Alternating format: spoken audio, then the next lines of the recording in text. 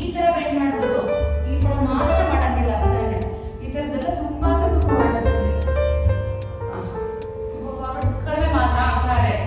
ಈಗ ಬಲಗಾಲಿಂದ ತಗೊಳ್ಳಿ. ಇದು ಅಷ್ಟೇ, ಇದು ಬ್ಯಾಕ್ ಬೆಂಡ್ ಆಗುತ್ತೆ, ತುಂಬಾ ಒಳ್ಳೆದು ಆಯ್ತಾ. ಕಾಲು ಮುಂದೆ ಇಟ್ಟು ಮತ್ತೆ ಕಾಲಿಂದ ತಗೊಳ್ಳಿ ಅದನ್ನು ಅಷ್ಟೇ ಸಂಚಾಲನೆ.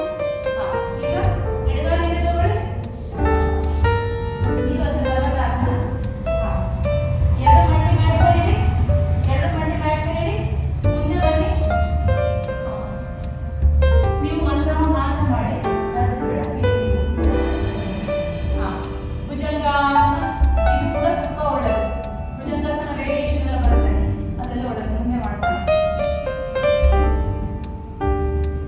ಪರ್ವತಾಸನ, ಬಲಗಾಲ ಮುಂದೆ ತಗೊಳ್ಳಿ, ಅಷ್ಟ ಸಂಚಾಲನ.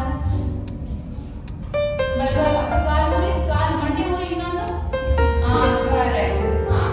ಈಗ ಎಡಗಾಲ ಮುಂದೆ ತಗೊಳ್ಳಿ, ಪಾದಹಸ್ತಾಸನ.